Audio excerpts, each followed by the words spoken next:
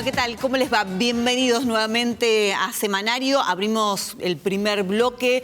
Muchas fueron las noticias destacadas de la semana en el ámbito de la justicia. Una decisión sorpresiva, si se quiere, por parte de la Corte Suprema de Justicia de decidir suspender el traslado de los camaristas Bruglia, Bertuzzi y también Castelli, haciendo lugar al recurso de Persaltum, entendiéndose también por parte de la sociedad como un revés al gobierno nacional que ya había apoyado esa remoción a través del Senado. Daniel Sapsay, abogado constitucionalista, ya con nosotros para darnos más especificaciones de lo que ha sucedido, de la decisión que ha tomado la Corte y de lo que puede pasar de ahora en más. Gracias por estar ahí.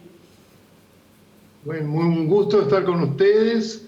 Bueno, sí, así que dispuesto a recibir todas las preguntas. Ahí está.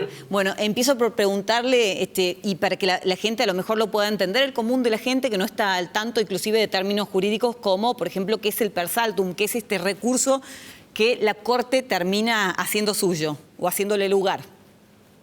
El Persaltum es un recurso extraordinario por Persaltum que está previsto en el artículo 257 bis del Código Procesal Civil y Comercial de la Nación, que implica, como dice el término, un salto de instancia, la posibilidad de llegar a la Corte Suprema con una sentencia de primera instancia y evitando la instancia de apelación, que en este caso era la Cámara Nacional de Apelación en lo contencioso administrativo.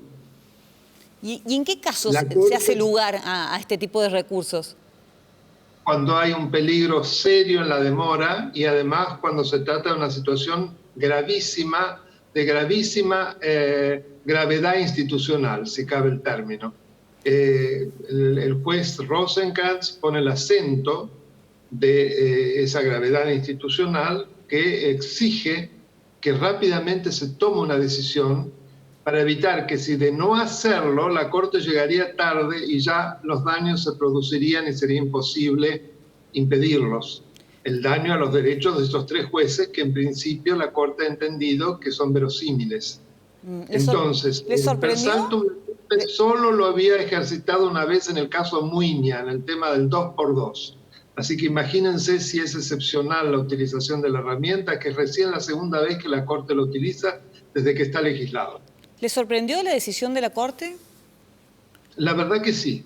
Realmente yo no pensé que iba a ser, por un lado, tan contundente, por unanimidad y a través de todo un dispositivo que lleva una enorme protección. En primer lugar, porque opera como una medida cautelar, es decir, suspende los efectos de las decisiones previas y por lo tanto le ordena al Consejo de la Magistratura a no hacer ningún acto destinado a cubrir las vacantes que dejaban esos jueces. Y por otro lado, habla de una decisión pronta. Por eso, al mismo tiempo, les reconoce, para resguardarlos a los jueces, les acepta la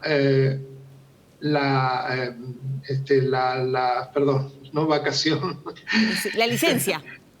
La licencia, ahí está. Exactamente.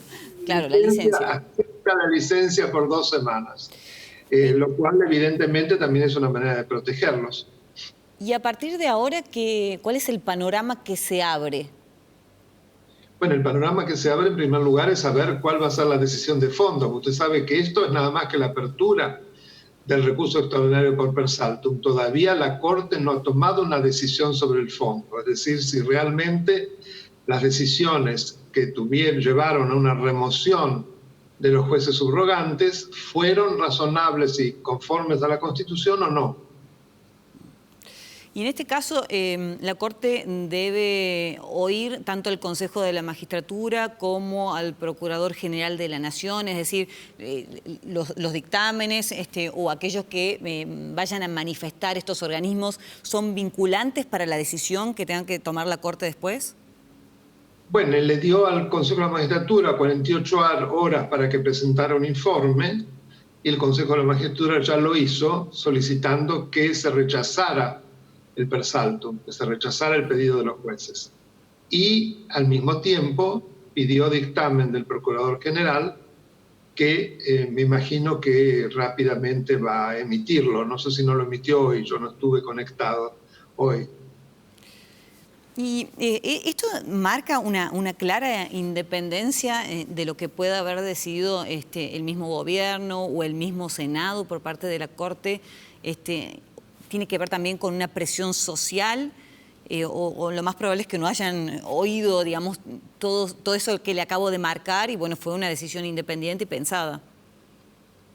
Bueno, son muchas preguntas juntas. Sí. En primer lugar, la Corte es la justicia, es la cabeza de la justicia, es un poder independiente que tiene como misión fundamental resguardar las instituciones democráticas y, por lo tanto, resguardar la independencia de la justicia. Sí. Y es decir, entonces la presión social no jugaría ningún tipo de papel porque la ha habido. Mucho. La movilización tan importante y tan contundente de la sociedad, no hay duda que tiene un peso sobre la decisión de cualquier juez.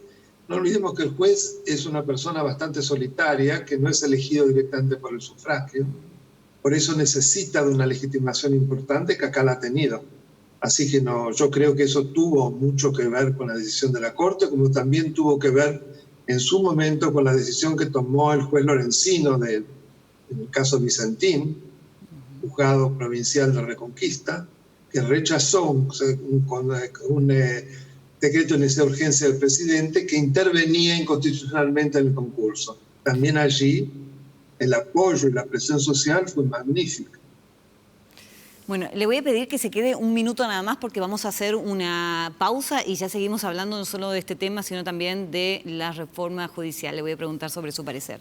Y antes de la pausa, un recuerdo, un homenaje a nuestro querido Quino, dibujante, humorista gráfico, cuyas expresiones, por supuesto, han trascendido fronteras a nivel internacional, inclusive se lo ha recordado, por supuesto, y nosotros queríamos de alguna manera que no pase desapercibida esta partida de Quino a través de nuestro homenaje propio. Con él, a la pausa y ya venimos.